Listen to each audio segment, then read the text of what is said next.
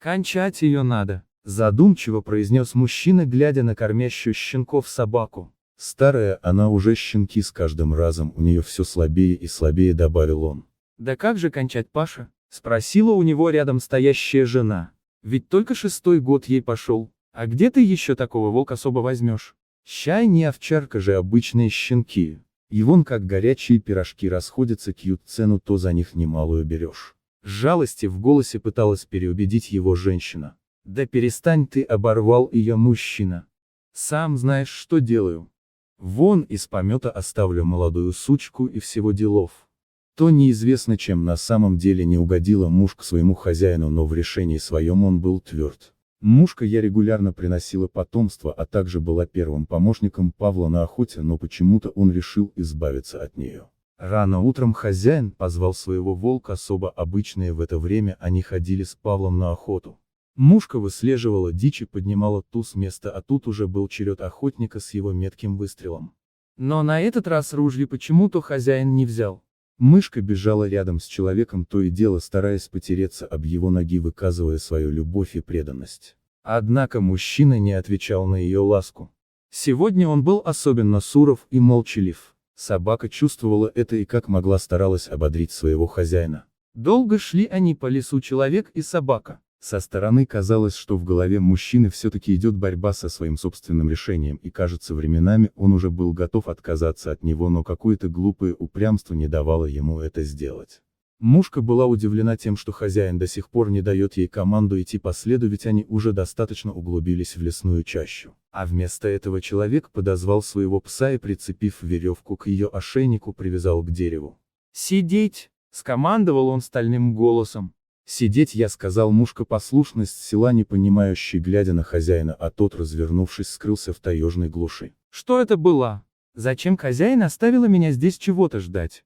Наверное, такие мысли роились сейчас в голове собаки. Она и представить себе не могла, что таким варварским способом человек, которого она так любила, решил от нее избавиться. Уже несколько часов собака сидела под деревом, упорно дожидаясь своего хозяина. Мышцы ей затекли, она то и дело вскакивала с места, чтобы размять их, но, вспомнив приказ хозяина, тут же возвращалась на место. А тем временем пошел сильный дождь. Крупные холодные капли вперемешку с градом больно били мушку по голове, промочив ее шкуру. Собака сидела понуро, развесив уши, с которых капала вода, и ждала того, кто бросил ее тут как ненужный мусор. Кажется, мушка начала понимать это, и от этого было намного больнее, чем от летящего с высоты града. Ночью в лесу было холодно. Промокший волкособ, свернувшись калачиком, старалась хоть как-то согреться. А на утро мушка почувствовала острую резь в желудке. Она уже сутки как ничего не ела и не пила. Молочные железы ломило от скопившегося в них молока. А как же там щенки? Пускай они уже достаточно большие, чтобы питаться самостоятельно, но без материнского молока им будет несладко. Собака потерла глаза лапой, и будто отгоняя от себя мысль о своей прошлой жизни. Теперь у нее нет хозяина, нет дома и нет ничего, только она сама, она и ее новая жизнь, жизнь, за которую она будет бороться и драться несмотря ни на что. Видимо, волчья кровь все-таки дает о себе знать. Мушка перегрызла удерживающую ее веревку и отправилась выслеживать дичь, теперь уже для себя самой. Выследить дичь в лесу для нее не было проблемой с самого раннего детства.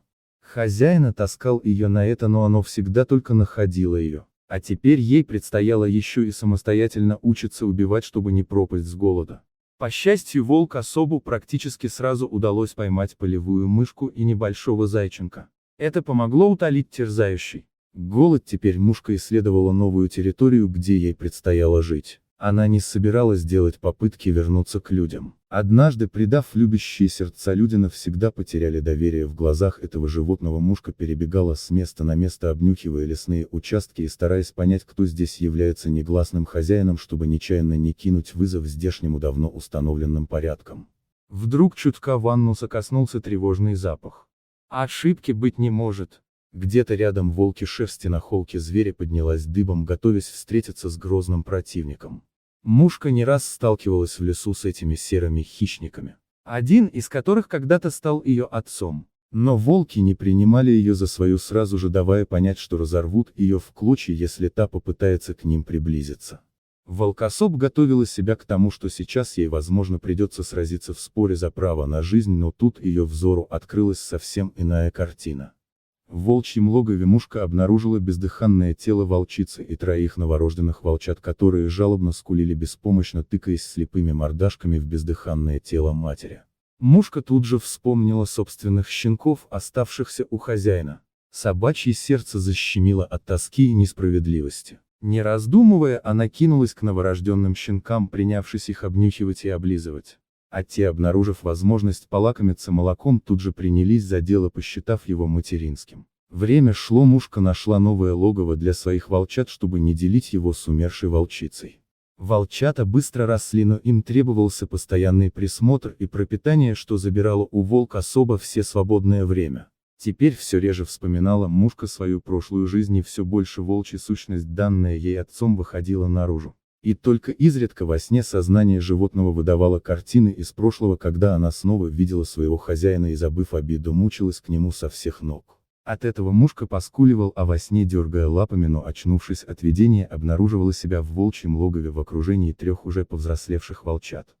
Сегодня мушка уже несколько часов шла по тайге в поисках пищи. Ее повзрослевшая стая с каждым днем требовала все больше и больше еды, так что приходилось расширять зону охоты. Валакас обзашла на чужую территорию. Она это прекрасно осознавала, но иного выхода не было: либо придется голодать, либо драться за право охотиться в этих местах. И совсем скоро путь ей преградил крупный серый волк, который оскалил свои клыки, демонстрируя незваному гостю, что там лучше убраться по добру по здорову с села его территории. Но теперь перед ним стояла не мушка дворовая, полусобака-полуволк, а свирепая лесная хищница, ищущая пропитание для своих детей и готова сразиться с кем угодно ради них. Шерсти на загривке волка особо встала дыбом. В памяти животного промелькнули десятки схваток, даровавшие ей победу, а вместе с ними и уверенность в собственных силах, но тут рядом с ее соперником, бросившим ей вызов, появились еще два волка из его стаи. И теперь преимущество было явно на стороне хозяев этого леса, и они не собирались пренебрегать им. Волчья стая накинулась на одинокого волка, особо грозя разорвать ту на части, и как бы отчаянно не билась в этой схватке, у нее не было шанса выйти победителем. Схватив серого вожака за горло, мушка повалила его на землю, пытаясь разорвать тому горло. Но в это же самое время два безжалостные пасти накинулись на нее сверху, хватая за загривок, а стараясь повалить и разобрать на части. Волкособ чувствовала, как быстро силы уходят из ее израненного тела. Кажется, она уже поняла, что сейчас ее жизнь закончится в челюстях волчьей стаи. Но тут на помощь своим матери из леса выскочило трое повзрослевших волчат. Молодые волки сходу сбили нападавших на их мать со спины, атакуя их тупо двое, то в одиночку волк-вожак соперников смог вырваться из схватки волк-особо и, оставляя яркие капли крови на траве, кинулся бежать. Его стая, увидев, что вожак отступает, поспешила вслед за ним, а подоспевшие на помощь волчата старались настигнуть их, чтобы те уже никогда не смогли вернуться в эти места. Все было кончено, серая стая бежала под натиском волка-особо и ее волчат. Теперь они здесь хозяева, они будут здесь охотиться и размножаться. Мушка зализывала полученные раны, ее тело все еще трясло мелкой дрожью, и от пережитой битвы ей было больно. На сердце ее было полно радости, что на защиту ее жизни так отчаянно бросились те, в кого она вложила столько любви и заботы. Если люди не смогли понять и оценить,